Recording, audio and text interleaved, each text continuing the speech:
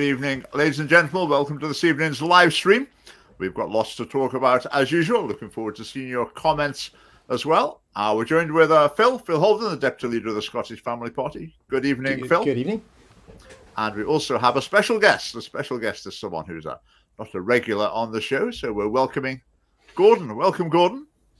How's it going, guys? It's good. Yeah, now some of you, I'm sure, will recognise Gordon because I was delighted to be invited onto his podcast, the Tattooist podcast, a few weeks ago now. We had a great chat, really enjoyed it. So I said, let's return the favour. So, Gordon, great to have you with us this evening. Thanks for having me on, Phil. Nice to meet you, mate. Yeah, good to meet you too. Tell people a little bit about yourself. Where are you in Scotland? So I'm based in Blackridge, classy Blackridge, just outside Bathgate, in a small private studio with my mate Darren. And I just tattoo. I've tattooed quite a few celebrities now. Got my own podcast going that I'm kind of trying to push the boundaries on a little bit, take it a wee bit down the more sort of like political route, and discuss some topics that I feel like the world needs to talk more about. And I'm finding as I'm doing that, it's harder to get people on. Yeah. Well, we were just saying before it started, I call Scotland the debate desert. If you want someone to come on with a different point of view to have a discussion, it's just so difficult. It's so difficult. Well, I hope you have more luck than us with finding people to come and discuss. Yeah, it's more when you get people that are willing to debate. Are they really willing to debate, or are they just wanting to argue? That's the problem I find with the people with the opposite opinion on things, you know. Yeah. Is that part of the reason for doing a tattoo, that they can't really just storm out halfway through? Good luck running away with a needle hanging out you. So if you see one with a sort of half-finished thing on their arm, that's probably yeah. They couldn't stand the tricky question. Yeah, now, what's the culture with tattoos? Is there is it like medical confidentiality, or can you say who some of the people that you've worked on? No, it's nothing like that. I've tattooed Machine Gun Kelly's band, been backstage with him. I've been down in London with Millie Bobby Brown from Stranger Things. She actually tattooed me there, 011, and for some reason I got a lot of anti-Semitic hate for that, even though it's a fictional film, but whatever. Who else have I tattooed? Quite a few UFC fighters, and yeah, I'm trying to get a sort of like more. There's quite a few people out there with tattoos that are into talking about politics, so I want to get them on, you know. Like some old Navy SEALs, and just just get them on for some real serious talks. Mm-hmm. Now, when I came along, I thought about getting a tiny mini tattoo just as a novelty. I actually ended up deciding not to. Therefore, I'm not disinherited at the moment. But that was lies. He's actually got a half sleeve now. Right now, as always, there's lots to talk about. I thought we would start this evening with something that's in the news and something that's, Gordon, you were interested in talking about as well. We've got the pandemic now is receding into history in a sense, but people have still got very strong opinions about what happened. But we've got these inquiries on the go. For people who maybe haven't been following the news today, what's going on in Scotland is that Humza Yousaf said government policy was that you deleted your WhatsApp messages, but I've kept mine. It was as though he sort of didn't realise he was contradicting himself within about a minute of saying it. And in the UK inquiry, the insight into government, I mean, to be honest, my take from what I've seen is it seems like there's a whole bunch of horrible people just mouthing off and being obnoxious to each other, and it's frightening that's what was going on at the heart of government. If I was running a business and I looked into a department and saw there was like emails and messages like that flying around, I would think, whoa, we've got a serious problem to deal with here. So have you been following the inquiry output, either of you? No, I've not. To be funny, I've not really seen anything like that. I don't really watch. I try not to watch the politics that annoy me. Like with Humza, he's not exactly off to a good start, so I'm not really interested in anything that guy's got to say, you know. So this is all new to me.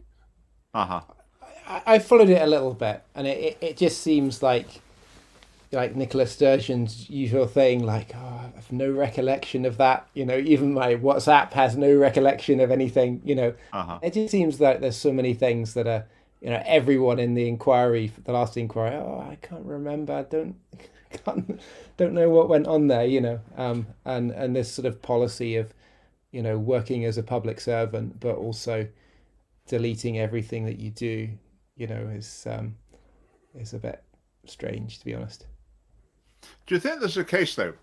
In the olden day, if you picked up the phone to someone, should leaders of the nation, should they be able to have a private chat with someone, with each other? I would say yes, they should. They should be able to have a meeting and decide what goes into the minutes of the meeting. Or they should be able to have a private phone call to just talk something over.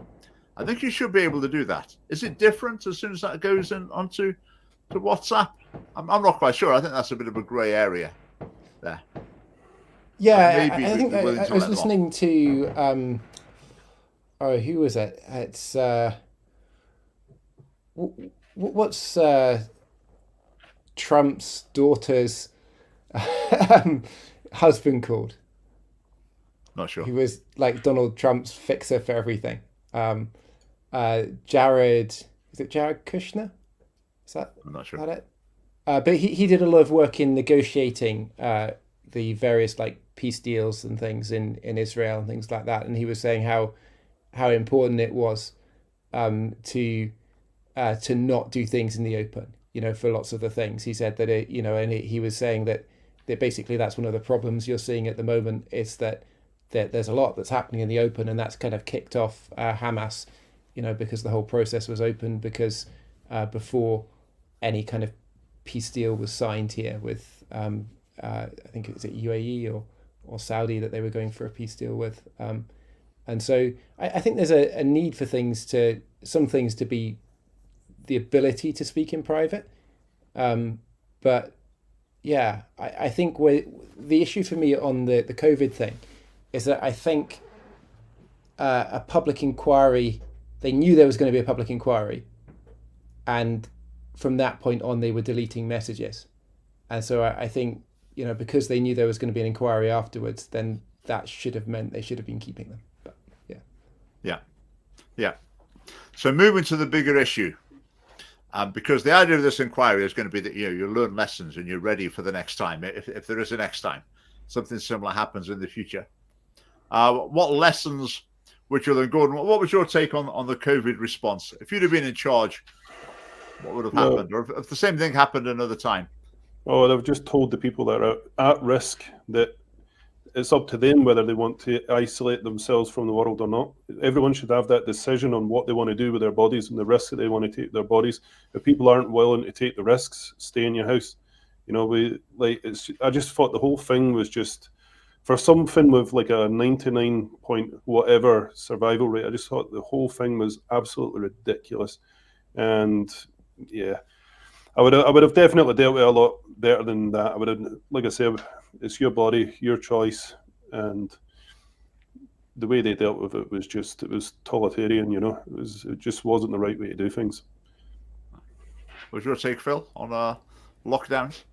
So like I wouldn't have a general principle necessarily on lockdowns. Like I can foresee something where you have a deadly disease like the Black Death or whatever, and when that comes, as long as you know about it, you're not going to want to put yourself in the path of that infection. And obviously COVID, for most people wasn't at that level. And equally, I could foresee, biological weapons or something like that. If somebody's making anthrax or making some sort of disease, then there's going to be, if there's like a warning, you want people to be able to isolate, because that's a brilliant way of fighting a disease when you don't know what you're dealing with at I think the very beginning phase. But I think once it becomes apparent, of what the threat level is, then people need kind of autonomy and things like that to decide,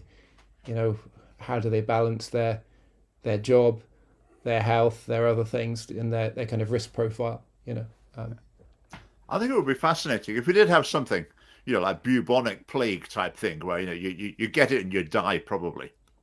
how would people react? So if the government said, right, this is the score, Yeah. you're likely to, the possibility of catching it if you spend time with other people, how would people respond? Do you think you would get like a lockdown effect without making people do it? I think you would if you hadn't cried wolf too many times. Yeah. You know, that's if you come down too hard on something and in a too draconian way, then when something big and bad does happen, people go, oh, it's just like that, you know, just like COVID was, or the young people will say that, oh, it's just like COVID. Yeah. I'm going out. The bubonic plague is still here, though. It still kicks Yeah. around in certain areas of the world, and it's antibiotics that cure it. Just a course of antibiotics, and that's it. Yeah. It's we've advanced in the world. It's no dangerous anymore to us. Yeah. So I think probably in terms of being able to trust people to make their own decisions in the future, that's probably been undermined because a lot of people feel that there was crying wolf this time. I think early on in the pandemic, it was difficult to know how serious it was. I've listened to something that's quite interesting. Apparently, in the very early days, they just had people turning up in hospital ill, and it seemed like a really serious illness, and a decent percentage of them were dying. People, the medics, the statisticians thought this is very serious. Then they later realized that like the vast majority of people get it, and they're not very ill. Like they never know they've got it even. So it took a long time for them to realize that it wasn't as serious. Well, not a long time. It took quite a while to realize it was nowhere near as serious as it first appeared when people were just turning up a hospital, being very ill. So that's the lockdown thing. Now, I mean, Sweden, generally speaking, what I've seen, Sweden basically took that approach, didn't they? They just said to people, make your own decisions. And it worked. As far as I'm aware, it worked as well, if not better, than the measures taken by most countries. So I suppose that's a positive sign. Well, maybe they weren't exaggerating the fatalities like every other country as well, because we know that the numbers were greatly exaggerated over here. Maybe they were counting the deaths differently from the other countries, because over here, like if you were COVID positive and you got ran over by a car, COVID death, there was a lot of sort of like corruption with how the numbers were tallied, and maybe they just counted things differently, and that's why it wasn't actually that bad. But certainly the government got in the mindset that they were doing the right thing by frightening people as much as possible. That was seen as part of their sort of virtuous mission, wasn't it? And I think it might work short time, but ultimately it just erodes faith in the government. Yeah, or lose confidence in it. I think nobody really ended up avoiding it. My parents got it, I got it, my sister got it. You had it, Richard? I had it twice. Yeah, I think I have it twice as well. So I think everyone ended up getting it anyway. So yeah, the lockdowns for me sort of delayed the inevitable. For some people, though, do they delay it long enough to get a vaccine? Vulnerable people? Yeah, that vaccine didn't work anyway, did it? I would say I think it was effective to a significant degree. I mean, how effective for the various different aspects can be discussed. But overall, I think it was, I don't think like the worldwide medical establishment sort of made a mistake with that. There are all sorts of specific issues could point to, but I think overall that was... What did you make of the coercion for people to get the vaccine? I thought that was completely wrong. Yeah, it was completely wrong. Again, you should be able to make your case rationally. Say, right, here's the evidence. This is what we encourage people to do. Over to you. But again, the problem is that once the government's decided this is what we want people to do, then the temptation is we're not going to try and present an unbiased picture. We're just going to try and present what we think is going to encourage people to do what we want them to do. And I think that's what happened to a very large extent. It's crazy how it sort of like changed people, though, because I got coerced to, a family member tried to coerce me into getting it. And like the way he was speaking to me, I was like, this guy's never spoke to me like this in my life. And all of a sudden he's speaking to me like this. And I just said to him, I was like, listen, I was like, do you believe the vaccine works? And he said, yes. And I said, right. I was like, I'm going to paint you a scenario. If we go scuba diving, I was like, and I'm not wearing my breathing apparatus and you are you at risk of drowning because of me? And he went, no. And I was like, well, that's how dumb your argument is if you truly believe the vaccine works. Mm-hmm. And I just didn't like the bullying that went on. Yeah. I think I think a huge factor in the pandemic was the media. I find in Britain, the BBC leads the media. The BBC sets the tone and the others sort of follow along behind. And their news reporting was always that there are some countries where the leader didn't lock down enough. And that was really irresponsible. Then have a picture of a load of coffins or something. Mm-hmm. And there's the same in Britain as well. If you're a politician, you knew you would only be criticised in the mainstream media if you weren't enthusiastic enough about whatever the next COVID measure was. There was virtually no criticism in the other direction. That was just completely crushed. Which I think since then, I think a lot of the evidence has confirmed that the measures were excessive and in many cases were ineffective. But even that discussion hasn't really made it into sort of majority of the public's consciousness. I think it's just been pushed away. And I think these inquiries, what will come out from it is the people running it were shambles, but they won't actually come to strong conclusions, I think, about the measures taken. That's what I would guess. Do you know what's crazy as well? Because I tattoo quite a lot of celebrities. I asked a couple not long after all of this COVID nonsense, and they were telling me that they got approached and got offered money in order to promote the vaccine and encourage people to get it, which I thought that was pretty crazy. And the both of them turned it down. Like, I'm not going to mention any names, but the both of them turned it down. They were like, no, I'm not doing that, So at least there was a few of them out there that weren't willing to almost bend the knee to all this nonsense. I mean, the governments tried to get like religious leaders and community leaders to be promoting it as well, which I thought, I don't know if it's out of order to try, but I think like church leaders, I think that was just out of order. It's not part of your job to be passing on the government's health advice to people. I think that was it didn't seem right to me. It was all crazy. So could it happen again? What would happen if it did happen again? If something came along similar to COVID, I would tend to think in Britain, well, I don't know, what do you think, Phil? What would happen? If something that seems roughly like COVID arrived again and when there's a time like to develop a new vaccine, whatever, what do you think would happen? I think you'd see a lot more pushback, basically than you saw the first time, particularly because I guess, outlets like GB News and things like that, that there's a large proportion of the population which has been, as it were, immunized against this kind of thing happening again, and so, I think you'll see a reaction to it, and so the options are then that the government has to be even more draconian to try and crush that, or to have a more relaxed policy. But I can totally see that you could have a disease that is more serious than COVID, and that quarantine is like a totally sensible thing to do, particularly while you're working out what's happening. I mean, like when COVID struck, like I saw it breaking out in China. My wife's Chinese, and I saw like, this is Chinese New Year time. This is coming here in no time. Saw the first cases happening in the UK.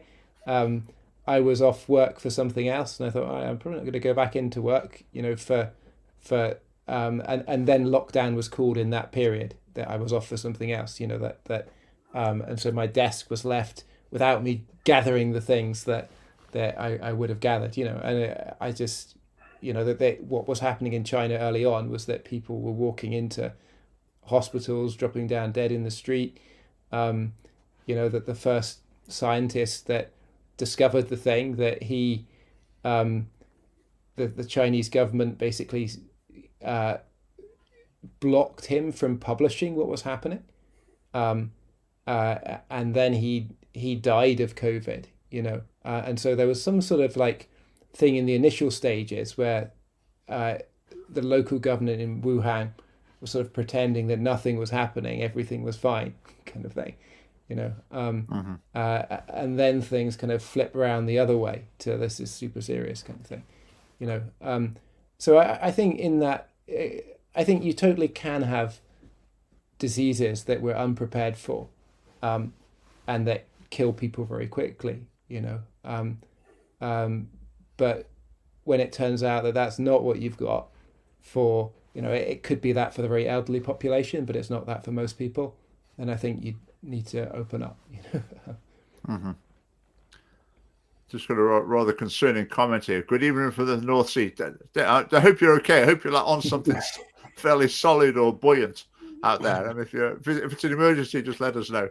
We'll give the Coast Guard a call or something. Thanks for tuning in.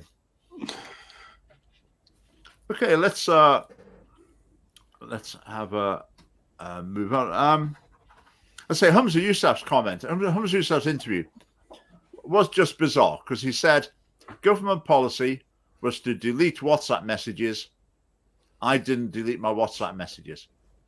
And he was saying it as though he just didn't realize at all that there was any problem. And these things were, like I said, right next to each other within a minute in an interview. It was very, very strange. Now, the subject of Humza, let's have a quick look at this. Now, Phil made a little video this week about Humza's infamous white speech. So it's Humza, and we've also got Anna Sarwar as well, leader of the Scottish Labour Party, doing the same thing. Let's just have a look at this, and then we can have a talk about this, a few related issues. Of the meetings I go to, I'm the only non-white person in the room. But why are we so surprised when the most senior positions in Scotland are filled almost exclusively by those who are white? Take my portfolio alone. The Lord President, white. The Lord Justice Clerk, white. Every High Court judge, white. Every Chief Executive of every council and every government department, white. The Lord Advocate, white. The Solicitor General, white. Every Director of a department in Scotland, white. The Chief Constable, white. Every Deputy Chief Constable, white. Every Assistant Chief Constable, white. Every Principal of a college or university in Scotland, white. The Head of the Law Society, white. The Head of the Faculty of Advocates, white. Every Head Teacher in Scotland, white. Every Prison Governor, white. And not just Justice. The Chief Medical Officer, white. The Chief Nursing Officer, white. Every Chair of a public sector body in Scotland, white. The Chief Veterinary Officer, white. The Chief Social Work Advisor, white. Every High Court judge in Scotland, white. Almost every trade union in this country headed by people who are white. Every prison governor in Scotland, white. In the Scottish Government, every Director General is white. Every editor of a news organisation in Scotland, white. Why? Every chair of every public body is white. That is not good enough. For context, 24 out of 25 people in Scotland are white. Humza Yousaf is a Muslim, the son of a Pakistani immigrant. At 38, has had the fastest ascent to First Minister in Scotland's history. Anna Sarwar is also a Muslim, the son of a Pakistani immigrant. He became the leader of the opposition, the Scottish Labour, aged just 37. From immigrant to leading a country and the opposition in one generation and in record time. That is not good enough. That's a good bit of editing there. nice bit of editing. Now, this Humza Yousaf's video, of course, came to the attention of Elon Musk this week, who tweeted about it. But my first question to each of you is, out of Anna Sarwar and Humza Yousaf, which of them says white with the most disdain, would you say? Well, it's a tough one, that, isn't it? It's, I'll go Humza. Yeah, I go Humza. So editing it, you know, that Humza was twice as many whites as Anna Sarwar. So I had to do 2 Humza whites for every one Anna Sarwar one. You know, I mean, Humza's tone is harder, but Anna Sarwar as well. I mean, there's quite an edge to his voice as well, isn't there? While he's complaining about it there. I think what I find sort of interesting about it is like that there's a, if you read between the lines, what you can kind of hear is that basically, you know, it's impossible for, you know, somebody of colour to be in a high position in Scotland. And obviously they're both in high positions. They've both done it in record time. Like you think, you know, Joe Biden and Donald Trump like becoming presidents when they're in their 70s, almost in their 80s or something like that. And these two have both become leaders of their party, and for Humza Yousaf, leader of Scotland, before they're 40. You know, and to do that when there's so much racism, they must be like incredible orators, and you know, just really, really intellectually brilliant, I guess. Yeah, must have been twice as good as all the competitors. Yeah, just well done to them. I think, you know, well done. Really, really great going. It's mad that everything's got to be about race, though, isn't it? Like, what's his plan with all these white people that are in these positions of power? Is he going to go in, white boy, get out, and replace them with some other ethnicity? Is he going to start promoting people to positions of power based on ethnicity rather than ability? Because for me, I don't care what colour of skin you've got. I don't care where you're from. If you're good enough for the job, you're good enough for the job.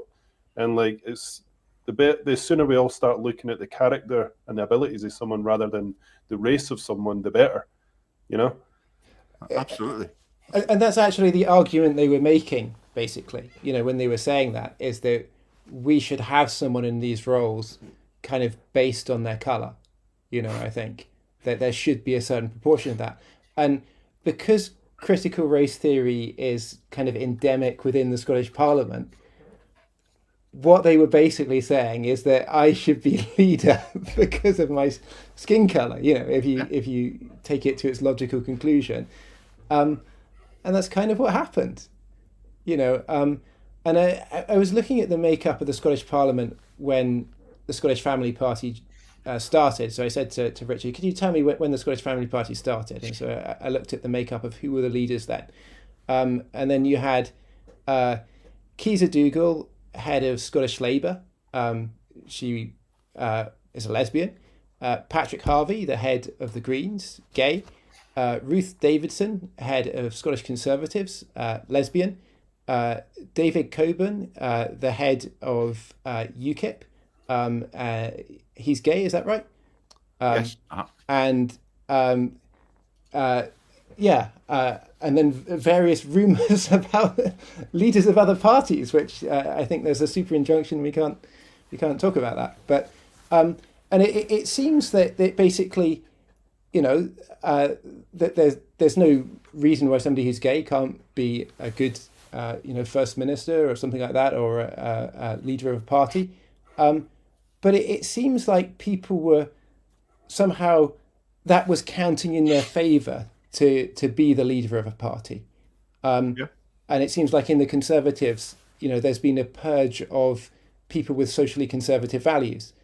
And so when you then have like groups like the Thai campaign coming into the Scottish Parliament saying, right, we want LGBT material taught in every single lesson in schools, in every single subject in schools, then you see there's absolutely no opposition there, you know, and that's what stood out to me in those speeches with Anna Sarwar and Humza Yousaf, is that the opposition, you know, the main opposition and the government are saying exactly the same thing. You know, there's no opposition. It's just like, you know, two witnesses establishing the same matter, basically, you know. But we had years of Nicola Sturgeon saying about how everything's sexist. And it's so hard for women to get to the top. I mean, it's a nightmare. She's how could it ever happen? All her life, but she's battled her way through it to become First Minister. And now we've got Humza Yousaf with the same... Sorry, whereas for Humza Yousaf, his race and religion have been his golden ticket. Quick rundown of his CV. Employed by basically a government-funded organisation, the Scottish Islamic Foundation, which gave him his step into public life. So he was like a professional Muslim campaigner. And then the next thing you know is an SNP candidate. The SNP government does this. They build people up in a so-called charity. Then the next thing you know, they're a candidate. And then obviously the SNP want a Muslim, want someone of a different race as a minister in the cabinet. So it's just been a help to him at every step of the way. It's accelerated his career. And then all the way along that, while he's been given the golden ticket, he spends his time complaining that everything's against him. It's just I think we're getting to the stage there. If you look at the recent Conservative elections, leadership elections, it's getting to the stage, I think, where white men are thinking, no, there's no point. And that they've been almost exclusively ethnic minority or female candidates for it. Have you noticed that? Yeah, I think that's the message, I was actually using that video to reply to something like people are saying, like, how did this man get elected in Scotland? Looking at Humza Yousaf, people looking on from other nations are saying, you just can't believe that could ever happen. And I said that basically, people fear losing their jobs if they stand for a party that opposes these kind of things. But in the long term, you've got to think what's worth to to lose your job or to or to see your nation in a dysfunctional way. And if everyone who's like articulate and sensible stayed out of politics, there's this thing of, like, in Scotland, you don't talk about politics or religion or something like that if you want to be respectable. If all the respected people take that view, then you leave politics to whoever wants to step into that void. And that's our motto as a party, filling the void in Scottish politics. But if you're listening to this and you think, like, you could do better than these two that we've just been watching, then you got to throw your hat in the ring. And we've got positions in every constituency in Scotland. And if this is the kind of thing you want to stand against, critical race theory, and like the kind of LGBT indoctrination in schools and things like that, then we'd encourage you to come along to our conference and put yourself forward for election. Yeah, Gordon, are you familiar with? Have you heard stories from schools about what children have been taught on the race front? Have you heard much about that? Not really much on the race front, I'll be honest with you. Trying to think, I did have my son, he was getting taught about the Quran on the run up to Eid, or is it Eid? I'm not really sure. I'm not really cleared up. I thought that was pretty bizarre, because they're not going to teach them about the Christianity on the run up to Easter or Christmas or anything like that, with the fear of offending the Muslim kids in the class, but they'll quite happily do it the other way around. I thought that was a bit weird, because, like, if you're going to have people of all cultures in the class, then you should be able to talk about it openly with everyone. Everyone talk about their cultures, you know what I mean? But I just thought I don't like how selective it is. That's my problem with it. Mm-hmm. Yeah. Well, I mean, the Scottish government's quite open about its policies, quite open in promoting positive discrimination. So they want to pressurise all employers, all organisations, to engage in positive discrimination, which sounds very nice, but ultimately it's individuals who pay the price. And there's some people, particularly young people, who are already starting to say, I think young men in particular, everything I go into, everything I apply for, the odds are stacked against me. I'm not the special sort of person that they really want. And they're getting fed up with it, which is quite understandable. And obviously the end point is, resentment. It's sure, I mean, the Humza Yousaf made all this effort to bring in a law to make it illegal to stir up racial hostility. But I think the Scottish government's having a pretty good go on its own. And just to say, when all this was kicking off back in the Black Lives Matter era, the Scottish Conservatives went along with it hook, line, and sinker, totally, no dissent whatsoever.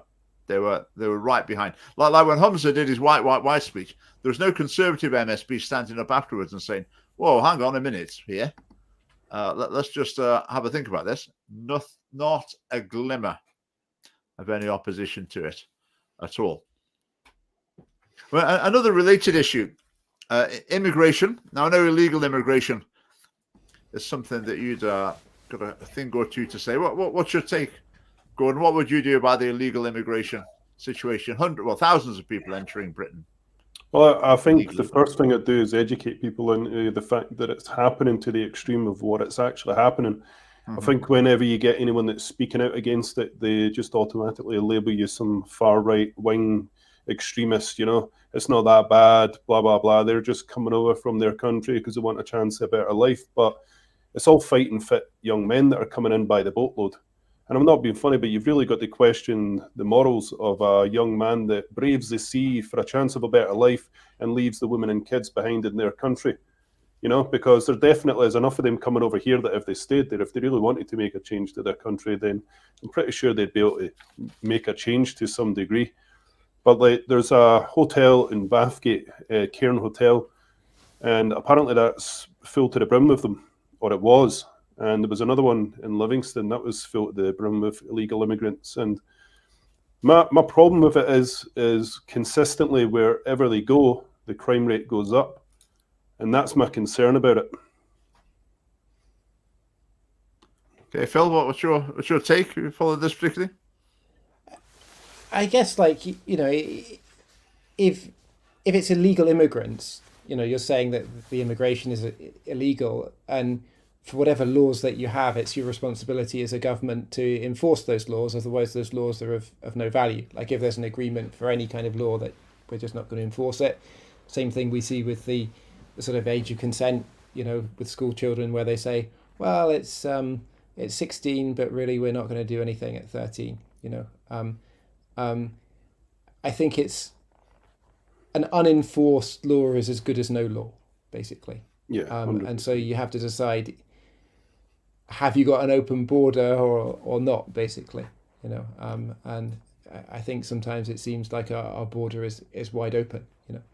The problem is international laws, human rights, etc. Because these international laws, treaties, whatever, they say if someone turns up in your country, you can't just send them back to where you come from. You have to put them through a big legal process. You have to assess their claim. You have to have the right to appeal. While this is all going on, you have to do this, that, and the other. Now, I think the answer is that. Again, I'm not making this is not Scottish Family Party policy. This is my personal opinion. My personal opinion is Britain just should do whatever it needs to get out of these treaties and things. Yeah, it is ridiculous when you've got people who you know full well are illegal immigrants. They're not fleeing from danger and persecution in France. They know they're illegal immigrants. We know they're illegal immigrants. So we just need to get into the position where Britain can enforce its own laws and protect its own borders. Now, what I find with people who defend this and say, "Oh, you know, they're all fleeing persecution, they're all asylum seekers," does anyone really believe that? I don't think they do. I don't think, or are people so deluded that they think these boats full of young men coming from France are all, you know, fleeing persecution and war? Does anyone really believe that? Or? I think some people might see a social justice argument saying that if there's economic imbalance, then that would be justification for somebody to move from one place to another. And that everyone in the world should have the same access to the same things, and therefore the world should be without borders. You know, but do they believe they're asylum seekers, though? Do they believe they're fleeing war and persecution? Probably not, but they probably believe that we're all citizens of the world. We should all be able to live wherever we want, kind of thing, you know, and everyone should get along. See, I've got a more brutal outlook, and I'm the type of mindset where if you can't bring a value to the country that you want to move to, then you shouldn't be allowed in. And by having that mindset, if each country had that mindset and people wanted to move about, then it would sort of bring the standard of the people up, because they'd be like, right, I might want to move when I'm older, so I'm actually going to have to get some good qualifications if I want to move there. But you've got to be bringing something to the table if you're going to another country, in my opinion. That's a really interesting point, because academics recognise that point. Now, some African countries, you had to reach a certain level of educational attainment before I can't remember. I can't quite get the details of this story, but it was something like you were saying, Gordon, that in order to move to a different country, you had to reach a certain level of academic attainment. And so that was a massive motivator, and it raised educational standards in the country. I mean, I suppose it's a bit like the Americas. I don't know if they still got it to the same degree, but it used to be in America, if you got any sort of drugs record, criminal record for drugs, they just didn't let you in. Not even to go to Disneyland for your family holiday. They just didn't let you in. Yeah, I think that's great. That's America doing the world a favor by giving people the world over a motivation to not take drugs. And similarly, the more like qualifications that are required to move to a different country, then it ups the standard of education. And that is a documented effect in countries. That has happened in countries. So yeah, absolutely. So what I think of legal immigration is that a lot of the people that come in have better values than we have sometimes. So people coming in from Scotland, coming in from Hungary, so some people coming in from Africa as well, that their values might be closer to the traditional values that people might have held in Scotland, say 50 years ago or something like that, that they haven't imbibed all of the wokeness and all those kind of things. But if you imagine it's the SNP saying, this is the kind of people that we value in Scotland, what kind of criteria would they come up with as the thing that would give you the highest number of points? What do you think, Richard? Yeah, who knows? I think at the moment they're just desperate for population. Yeah, they've got a population crisis, and they're so just desperate to bring in as many people as they can. Anyway, I think with immigration, people come in. Integration's the key. If you're building up an isolated community within Scotland, then I think that's not so good, particularly if that isolated community sees itself as different politically. And I mean, there was talk this week of someone had registered the Islam Party with the Electoral Commission, which I think people were maybe overreacting to, because I mean, it just takes a couple of people and I don't know, like £25 or something to register a political party. So there's, it doesn't mean much. It doesn't mean there's going to be a Muslim party. But I would say if there was, I would be concerned about that. I don't want that sort of politics in Britain and in Scotland. No. But how do we describe what our values are to see if somebody conforms to them? That what are we integrating them into, as in terms of what is the present state of Scotland? Well, it's hard now because it seems like our country doesn't really have many values or a culture for them to integrate with. It seems to be getting lost in amongst the mess.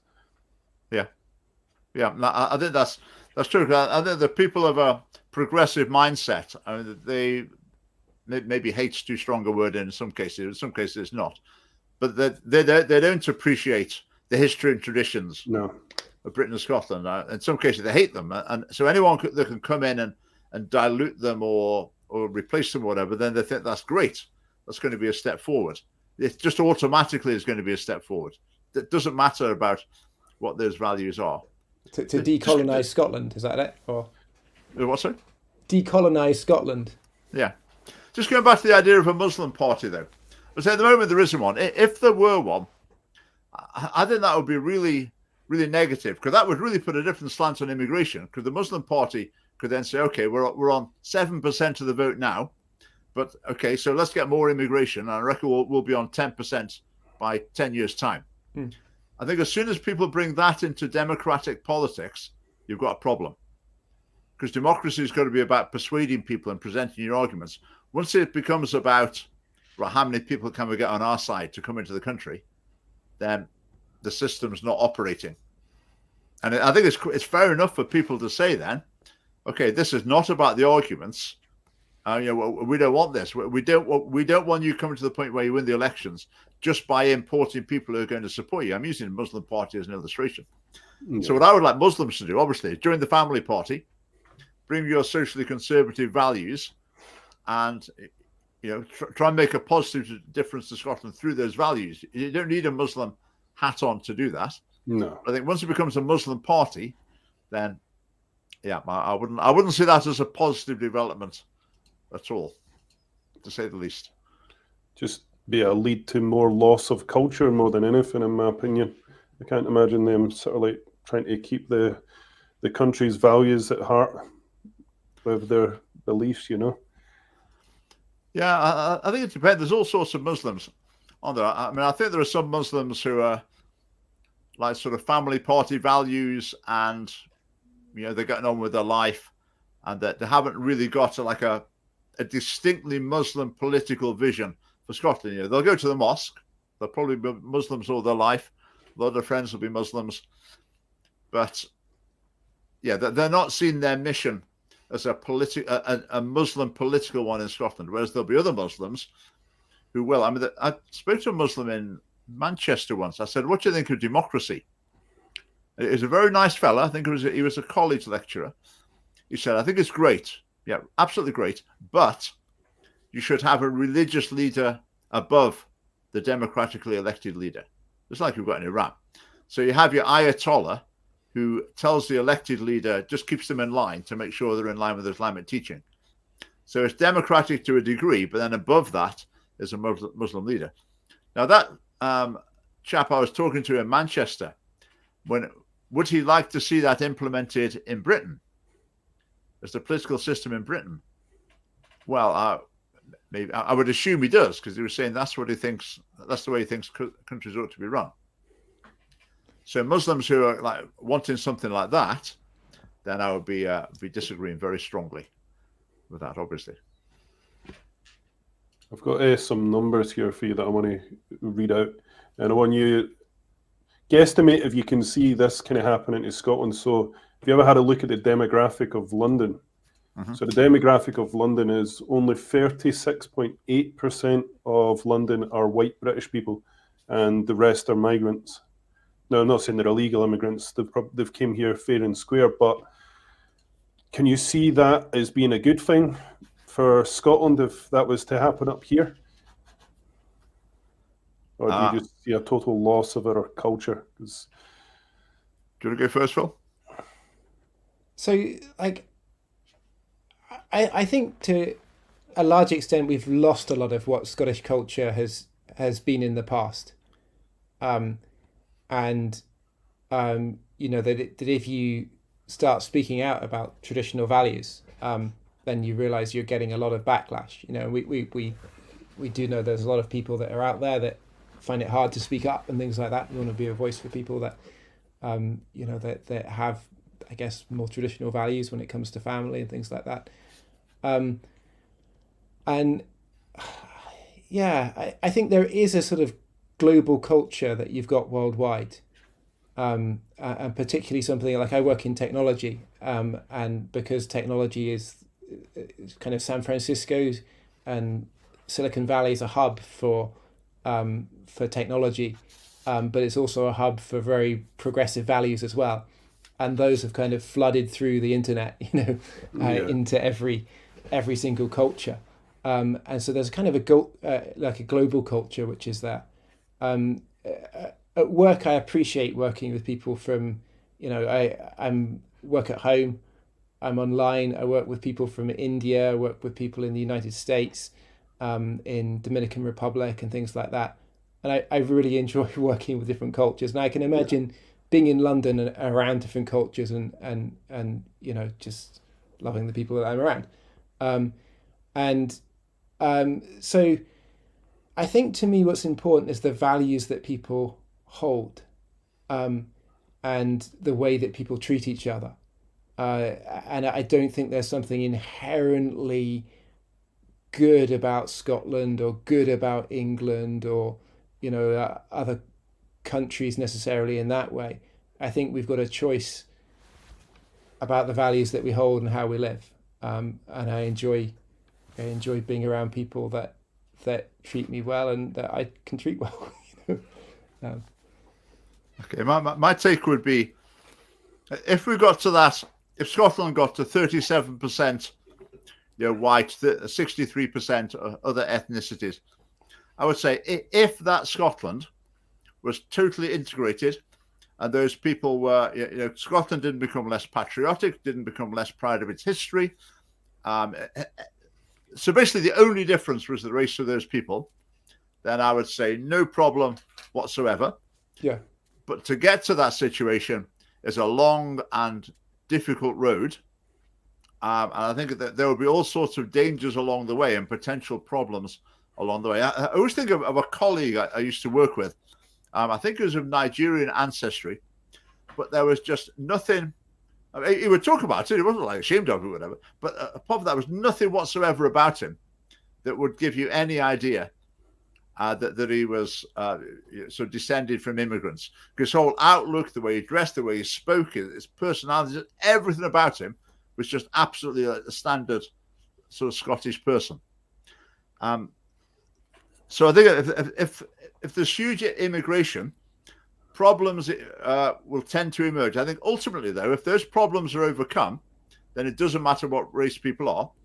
But with massive immigration, the more immigration there is, the bigger isolated communities become, the more likely you are to get problems. Something I give as an illustration sometimes. If you imagine some 70-year-old bloke living in his little village, if the whole population of that village suddenly disappeared and they were replaced by people from whatever country, I don't know, Nigeria, say, it doesn't matter, and they're speaking a different language, and everything's completely transformed in his village.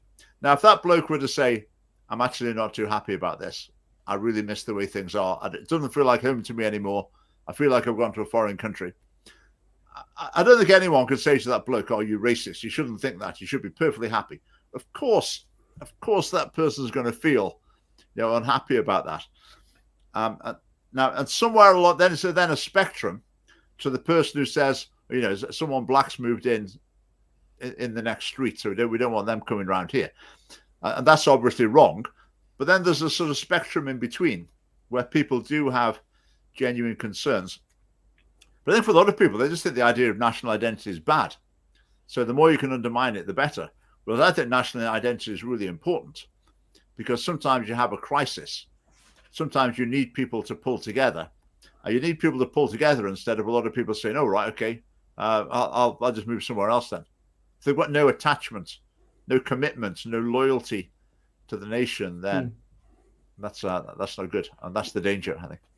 Correct me if I'm wrong, but see, like, for example, and this is going to sound silly, but if you go to America, I'm pretty sure they need to be, everyone that goes into that country and immigrates over there, they need to be clued up on the history of that country and sort of like pass certain tests and be educated on the culture of the country and stuff like that. And basically almost as a reminder when they go into the country, like, this is what our culture is all about. Why do you think us doing something like that would maybe help keep our culture? We do that. But that's the legal immigration route, Oh, yeah. And so there's not a stall on the beach. Here's a pamphlet as they get off their boat. Yeah, and most British people would probably fail the life in Britain test kind of thing. I think that's the problem that we're seeing basically is that it just seems that we have an idea of legal and illegal immigration, and we're not applying it basically. And I can't work out if it's because it's too difficult to apply, or it just sometimes seems that even though the Conservatives would put that in their manifesto, they're kind of very half-hearted in doing it. What do you think, Richard, on that? Do you think it's the difficulty? I think it's because they can't do it. Yeah. Their hands are tied. If you've got a boatload of people turning up, everyone knows full well they're illegal immigrants. Everyone knows that. But what can you do with them? You can't put them in another boat and say, right, you came from France, we're going to take you back to France, like push you out of the boat back on the beach in France. You can't do that. That is illegal to do. They'd all be suing them, and then they'd end up with millions of pounds compensation, and that would be a quick, get rich quick scheme. So you're not allowed to do that. What stops us changing our laws? What are the things that are? I think the other thing they're scared of is they're scared of the media. Same with the pandemic. They're scared of the media. This will be presented as heartlessness. But what happens apparently is you get a family in a poor country, and they say, right, we want to get some money. So, right, you, number one son, what we're going to do, we're going to save up, I don't know, £5,000. We're going to get you an illegal ticket to get you to Britain. We want you to go there. We want you to stay for 3 years, work your heart out, send us a load of money. Then you come back and we'll be like 10 times richer than everyone else in our village. And that's the way it works. That's why they send the young man, because he's been selected to go and make the family rich, basically. So it's a get rich moderately quick scheme. Now, working in a car wash or whatever might not seem like a get rich scheme for us, but for people in a very poor country, it is, because the exchange rates are so crazy that just working a fairly ordinary job in Britain can make a massive difference to their income. So that's what they're doing. But they know it's illegal. The people transporting them know it's illegal. The people who collect them in the boats or meet them at the beach know it's illegal. But then says as though they can't do anything about it. Apparently, in Italy, the immigration minister or something, or home secretary, whatever equivalent, in Italy, they actually stopped some boats landing, and he is now in court personally for acting illegally in this. So they really are caught in a bind. But we're a sovereign nation. We can get out of these things. Whatever we've signed up to that means that's restricting us, we just need to unsign it. We need to get out of it. And if you have a majority in the parliament, then why don't you do that? Because it would be a big step, because it wouldn't just be like the immigration rules. It would be part of wider human rights legislation. Yeah. And the United Nations would go berserk and put you on a list. But with what could they do? Whatever. What would they do? What would be the next step for them when they? Well, they haven't got any power particularly, but they would call you all sorts. And the BBC would be saying, "Oh, what an embarrassment! What shame this is brought on." Defund the BBC. Yeah, but I say my personal opinion, just the British government should just do whatever it takes to be able to deal with these people, because it is perfectly fair to take people who've come illegally, just to take them back where they've come from, push them back onto a beach in France and say, you've broken the law. We're very generously, we're not punishing you, even though you've broken the law. We're not punishing you. We're just putting you back there. But they won't do it. They won't do it. Classic conservatives, they love talking. They always like to be giving out the message, we're going to get to grips with this. We're going to get to grips with this trans ideology. Leave it to us. We'll sort it out. Illegal immigration, leave it to us. We're going to get a grip on this. We'll get this sorted. Freedom of speech, we're going to get on top of this. We're going to take measures to ensure freedom of speech. No, doesn't happen. At least with Labour, you know what you're getting. We've got a couple of minutes. I'll have a look at a couple of clips very quickly. Sorry, I haven't got many comments on that, but I've seen a lot of interesting comments there. But let's just have a look at this. What do you make of this? A two-state solution. I'm absolutely appalled at what's going on. Do you condemn the genocide in Gaza Strip? Do you condemn the genocide in Gaza Strip? I condemn all the indiscriminate actions in Gaza. Say genocide! Condemn genocide! Get back to Hollywood! That was SNP MP. I think Chris Lowe, I think his name, or Chris Lowe. So he's trying to, well, obviously as a politician, he's trying to get on side with the pro-Palestine protesters. He said he supports a two-state solution, and that's what happened to him. I mean, what he was saying there, I thought was quite reasonable, but he just got absolutely savaged. I mean, what's going to happen for the SNP and Labour in terms of a significant section of the population are really going to turn on them over this? But what do you think? Yeah, I saw the clip, and I think that you can just see what's happening. You can see the clash of values, and and I think you were talking about an Islamic party earlier, and I kind of see that where you have these identity groupings and things like that the people that want to be in that grouping and lead it are often the people with the most extreme views. And so I think the first people that would be disenfranchised with the Labour Party is not going to be the kind of moderate Muslims. It's going to be the people who say, like, we just can't go along with this, and that will mean that a party that's defined by Islam will tend to go down that route, I think. Yeah. What do you think, Gordon? Have you seen that? It's quite a...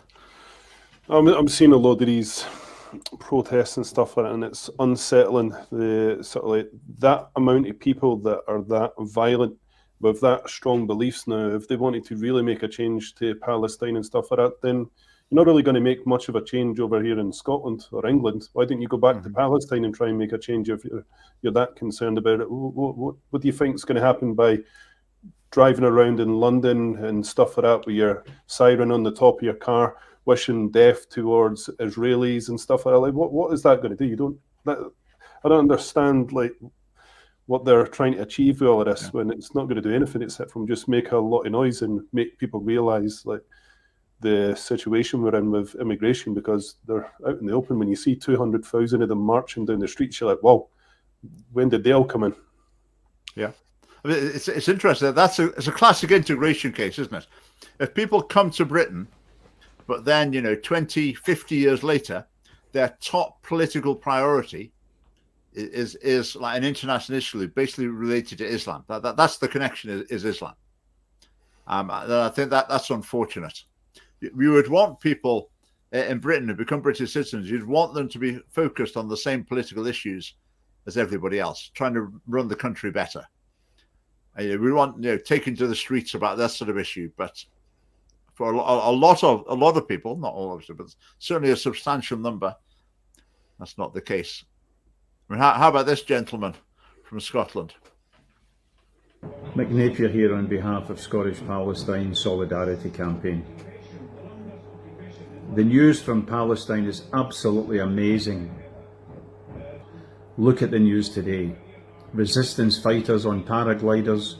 This is not Palestinians attacking Israel. This is the Palestinian resistance leading the fight to go home. Right, that's probably enough of him to get the flavour. I mean, he should be having the police knocking on his door, shouldn't he? Promoting a terrorist group, endorsing terrorist group. I think where we've seen all this stuff coming out, that like silence is violence and words of violence and all this kind of thing, and then you actually find that what these people are advocating for is violence. And clearly they would see that as a means of gaining power, I guess, in Scotland. That I'm talking about the progressive viewpoint. That there's this thing within like the decolonization movement and things like that. That it's basically it's legitimate to seize power by force if your cause is right. And that's clearly what he believes. And so if he could find enough people that believe the same as him, then he seems to be saying he'd do the same himself. Yeah, just bring a comment in. I said I was justified for Israel to kill people in Gaza. I don't remember saying anything about that at all. Objecting to Scottish people opposing Israel killing people in Gaza. That hasn't been relevant to what we just watched there either. I would say that was someone sort of celebrating the Hamas attack on Israelis. So I don't think I was saying those things. Do you know the thing that bugs me when it comes to stuff like this is like he's now saying ask a citizen of Gaza under bombing, etc., who the terrorists are. And I mean, like, this isn't a matter of good versus evil here. You can't really say that when innocents are dying on each side. So that's why I don't pick a side when it comes to these things. I don't agree with a lot of things from one side. I don't agree with a lot of things from another side. But at least with he's just buying into the sort of like narrative that he's seeing all over the news and with all these protests and stuff like that to sort of like just try and appease the sort of like general consensus. And it really bugs me. I think it was the clip from Russia. It's been on the BBC and it's been around Twitter as well, of the plane from Israel landing in Russia, and the crowd surrounding that plane and charging through the airport to find Jews. That was it's just saying the same thing that you've seen happen in Israel, that can happen in other countries. It doesn't take a lot to fire things off. So, say you had one George Floyd like incident or something like that, we could see a lot of things kind of happening, I think, in the West, and just the sentiments being expressed, you know, the same things that we see expressed in Gaza and things like that. Yeah. Right. Just one last thing. On a lighter note, this is our First Minister demonstrating his statesmanship on social media. But this is his response to Elon Musk calling him a racist over his white thing. I would say I don't think Elon Musk was justified in saying Humza Yousaf was racist. I think Humza Yousaf, well, is it racist to want policies that discriminate in favour of a certain race? If that's your definition of racist, then he's a racist. If your definition of racist is someone who thinks ill of other races, then, well, I don't know. Anyway, but here's Humza Yousaf's response. Make of it what you will.